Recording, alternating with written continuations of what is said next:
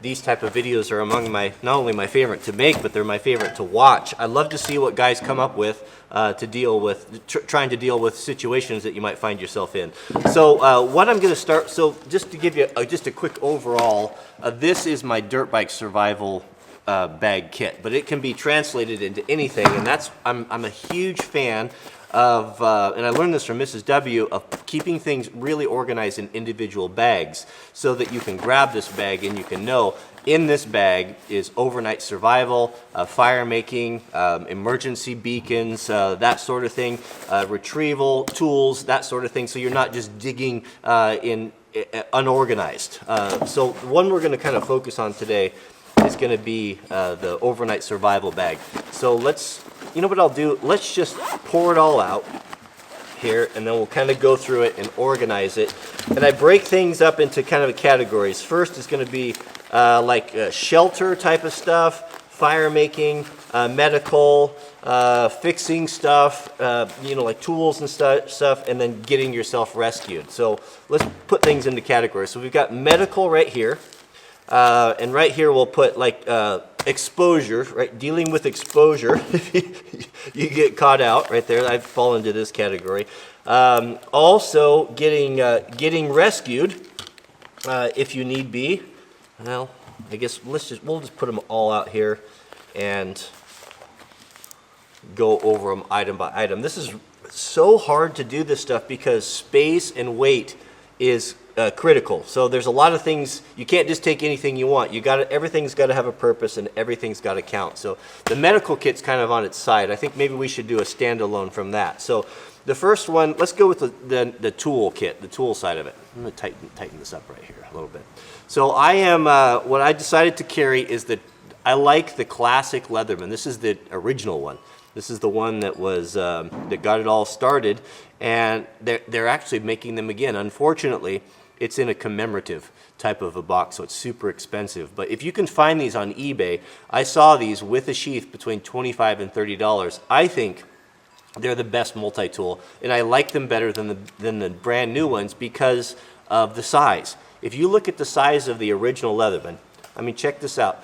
This is so thin, and it's so much lighter and less bulky than the other ones. It's actually shorter than a 940 Osborne, and it's actually, and when you consider the thumb stud on there, it's thinner. You can actually carry this in your pocket. Yeah, it doesn't have the one-handed opening, but it has what you need. I mean, what do you need in a multi-tool? Primarily, you need a knife and a pair of pliers, right? Maybe a screwdriver. So you've got your regular and your Phillips screwdriver. I just love these things, and they're so affordable, and Leatherman is such a great company. If you have one that breaks, they'll take care of you on that. So go to eBay, and you can get one for, as I said, $25. The original Leatherman is so much preferred over those huge ones for me just because of the size and weight. So that there is going to do a multitude of things. Of course, we got a file in there. We've got the screwdrivers. We've got the wire cutters. The knife. It just covers all of the tools in one really neat compact deal right there. So I'm going to have some emergency food. When I go out there, I'm going to take a normal lunch, but just in case, I've had these in my pack before, and they've really saved the day. I get these from Mrs. W. She uses them on her runs, but they're just kind of a high calorie, like a sugary goo with a ton of caffeine in them. And when you're, hit the wall running out of energy and you're just really struggling, one of these things will really give you a quick pick-me-up. And I put it in the lock sack so if and when they get punctured, they don't squeeze and get sticky all over everything, because that is a huge mess. Sorry about all that noise. Jack's driving the tractor by. He's doing firewood today. So next is going to be these little Vivvy bags. Now, when you buy these things, there's really cheap, crummy ones on most of those little silver ones, like the ones you get at the dollar store or Walmart. You don't want those. They're not any good. I've actually tried to spend the night in one of those one time, and it just ripped apart and failed. It was horrible. These guys here, although a little bit more expensive, are a thicker material, and they're bigger in size and they're better quality. And you'd be surprised. I was really surprised on how much warmth and comfort you can get from these on a long, cold night. I didn't spend the night in one, but I was kind of on fire watch on a wildland fire one time on an exposed ridge that was really windy and cold, and I had one of these in my pack, and I crawled inside of it. and it was a godsend, and I've carried them ever since. And these advanced medical kits, I've got 3 or 4 of them. I've got them in all of our emergency kits and our 48-hour bags and stuff, and I'm a huge fan of them. And they come in this nice case so that they are protected from getting punctured. So those have been really good. I've enjoyed those a lot. The next is a headlamp. I decided to go with a headlamp instead of just a regular flashlight because it's so much more versatile. The batteries on these last a long time. Of course, the black diamond ones are very, very nice. My only gripe on these things is they make them overly complicated. I don't like all the push button nonsense. I wish manufacturers would stop with that. Nobody wants that. I mean, really. Nobody who actually uses them wants that. What we want is we want a high and a low. We want it off and on. But it's hard to find. So this is kind of what you get. These run off of AAAs, and they last a long, long time. And the other thing is, if you do find yourself, if you need to drive or ride a bike or motorcycle or walk or to work, you've got hands free. So if your headlight fails, for example, or you're with a buddy that's not prepared and he doesn't have a headlight or it's not bright enough, it's not ideal, but you can get yourself back. And it gives a lot of moral support and comfort when you're in the dark at a scary place. To have light is very, very important, especially if you haven't got a fire built yet. So I've had good luck with these. I've got a couple of them around in all of our kits, and they've been very good. The Black Diamond brand is very, very good. Okay, so in here I've got for rescue stuff. Well, also I carry extra batteries, for that light. Those are going to be in here too. And again, I like to keep things organized, and so they're just not all getting beat up and lost in the bottom of your pack. And if you tear a pack, things will fall out. So it's just a good practice. These are just an extra set of batteries for the headlamp, just to have it. The little mini Fox 40 whistles. These are something you should always carry. They weigh nothing. They're not very expensive, and they're very thin, easy to carry, and they're very loud. And if you have a search and rescue looking for you, or friends looking for you, if you go off the site and you just can't yell very loud, and especially if the wind's blowing or if you're injured, these make a lot of racket, and they're just great to carry for getting found. Also, I carry a compass. Now I have 2 GPSs. I've got a GPS built into the bike.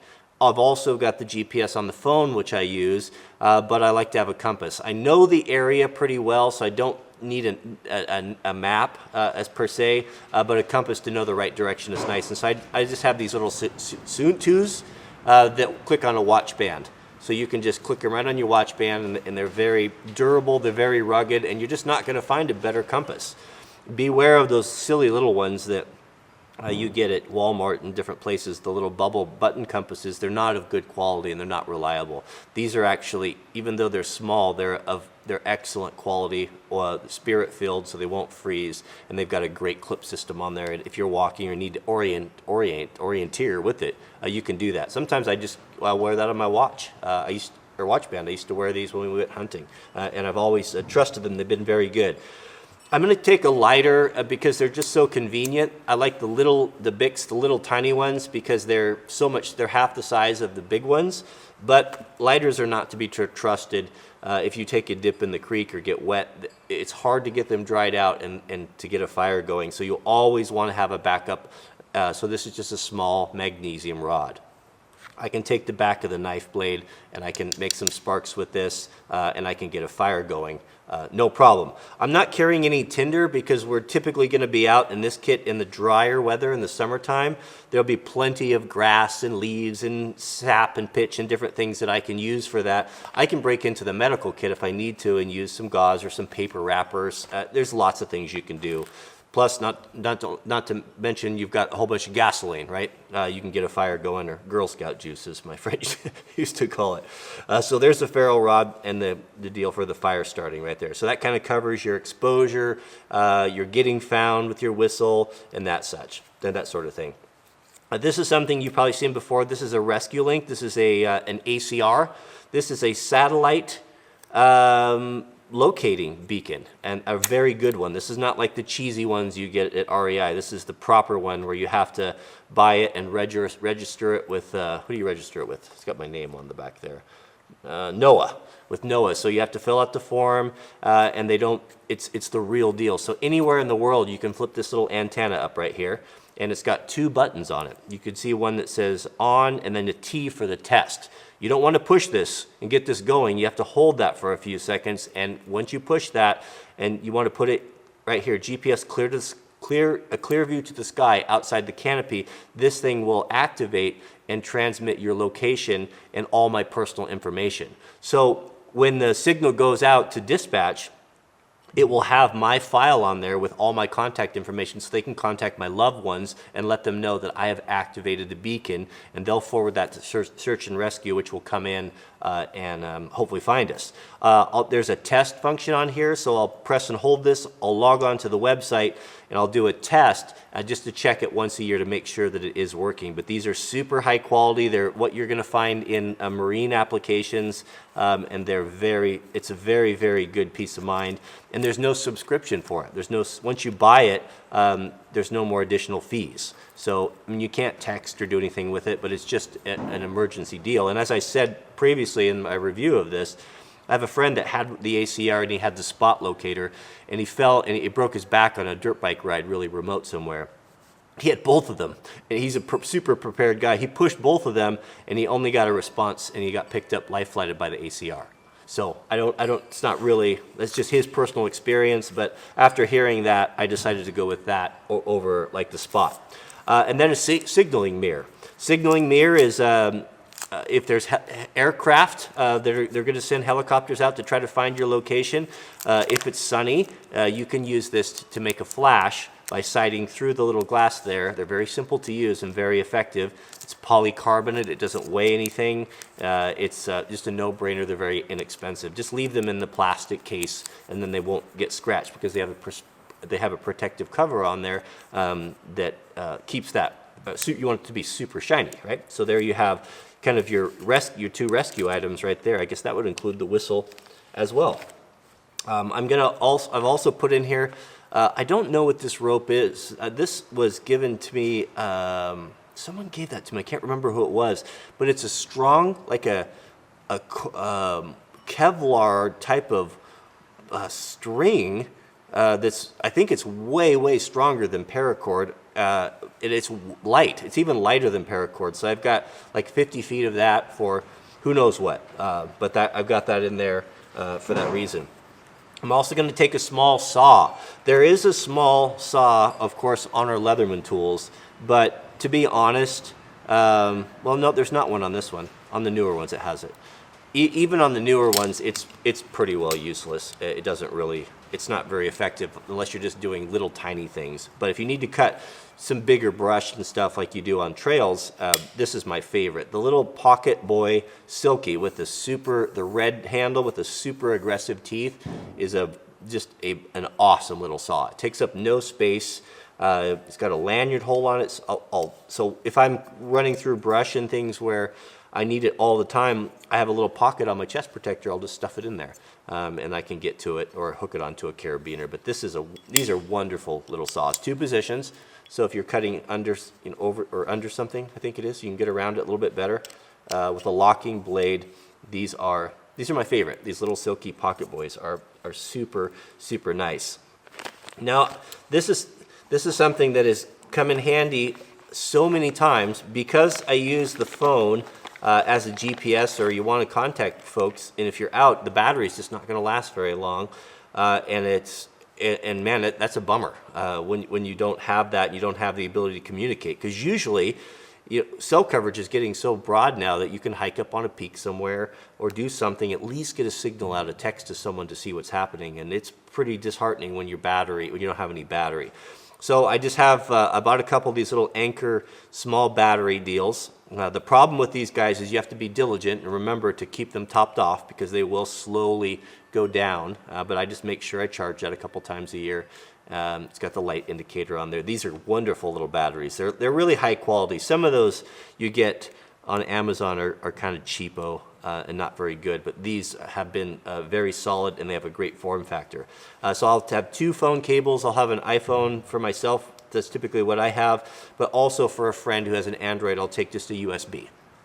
So they don't weigh very much, they don't take up much space, and I put them also in their own sack because we cross rivers a lot, and I'm not very good at crossing rivers and I fall in a lot. So I wanted to keep that as dry as possible. So that is that. The only additional thing here is I'll carry a couple extra contact lenses as well. So yeah, that kind of makes up the little mini survival kit that goes in there. Now also on the big rides, my bike has a range of probably about, depends on how you ride, but a little over 100 miles or so on a tank. And so our loops will be anywhere from sometimes 30 miles, sometimes 60. We've done 110 as far as that. It's very nice when it's getting long in the day and after a huge loop to have just a little bit of backup fuel.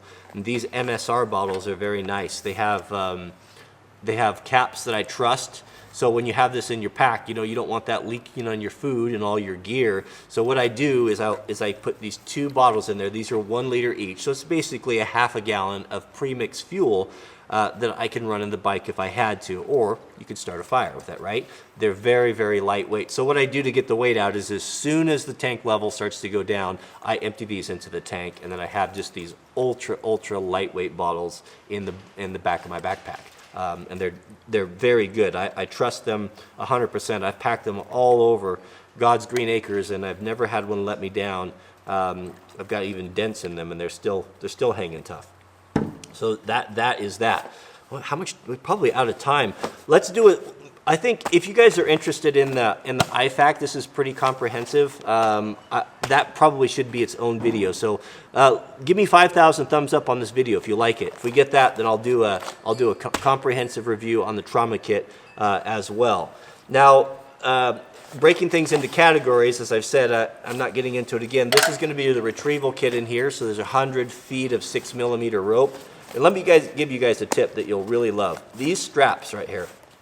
These are made, the original ones were made by the ski company Volet. And there's lots of aftermarket companies making them now, but you want to get the Volet brand. They're the best.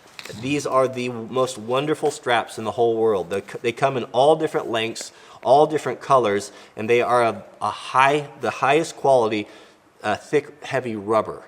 And they'll have either aluminum or they'll have plastic the straps on them, but they are so good for lashing things. And how they work is they were originally designed for keeping skis together. So if you want to hook something, you just go around it and you pull it tight and it's stretchy, and then this will bend back on itself and it locks in, and I trust them absolutely. They are the handiest things to have around. Get yourself about 4 of these things, and I'd recommend the longer ones. These short ones are good for skis, but not so much for gear. But what I'll do with this is I'll just lash this right on top of my handlebars. I look like an old World War II motorcycle. You know how they always have their sleeping roll all wrapped up on the handlebars? And so I'll just strap these around, and they hold everything very tight, very secure. They are wonderful. So I just keep those right on here. Just quickly, if you're just joining us for the first time, in this kit it's a retrieval kit. It could be retrieving someone that has fallen in water. It could be retrieving a guy that's went down over an embankment or a cliff. It could be retrieving a bike. It could be a million different things. If you needed to crawl out of a gulch or a canyon or rappel down something, you could do it. It is I think this is a 6mm climbing rated rope, very high quality. It's a 250 feet, 50 meters, I believe, with the double snatch pulley Pressix loop system. So what this gives you is a 4-to-1 increase on your pulling strength. So 2 guys, if you can pull 4 times the weight of just a single line pull with this for retrieving or getting bikes or a number of different things. And so I'm not going to carry that all the time, but on the big loops, on the big rides, we're definitely going to take that. And what we typically do, the gear can become so cumbersome if you're not careful, and it gets so heavy that I'll spread this stuff out amongst the riders. So maybe one person will take, not everyone needs to carry tire bars. Not everyone needs to carry 13mm wrench. So we'll kind of start paring things down so that we have what we need, but we aren't taking too much into the outback or into the wilderness. So this will be something I might even throw it in Jack's pack. But anyway, it'll go with us one way or another. Now, after that, I've separated the bike tools and repair parts for that in its own, basically it's just a little waist pack or a fanny pack that hooks off the back. I've used to carry this in my backpack, but with all this stuff, it got too bulky and heavy, and I found it was, the mobility was really bad. Not to mention, on normal short rides or just rides close to, around home, or on shorter areas that are in town or closer to town, I don't need a survival kit. That's kind of ridiculous to take that, but I do need my tools to make repairs. And so that way I can kind of separate these two things. I can throw this on my waist pack. I've got all my tools and repair parts and spark plugs and such in there, and I can separate the two. Everything's not lumped together, because what I was doing before is I had all this stuff in this one pack right here, and like, oh, it's so heavy, and I don't really need all this stuff, you know, let's get it out of there. So now I exclusively use the pack for 100 liters of water. I carry that minimum. I'll put the 2 fuel cans in here, so they fit to the side. So when I'm packing, this will go here, this will go here, and then this bag here fits very neatly into the compartment right there.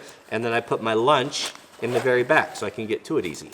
And that is a great system. And then you can kind of mix and match, and you can change things according to what you need, what your needs are, right? That's kind of how I do this, and my thought process. So yeah, that's basically it. Give me a thumbs up on the video and comment, and let me know if there's anything that you think I may have left out for this. And remember, this is kind of just to be somewhat comfortable and get through a night until you can either walk out or someone comes and it gets help for you, just to have some comfort and not to be just completely left alone without any options. That's what that is. So yeah, let's wrap it up.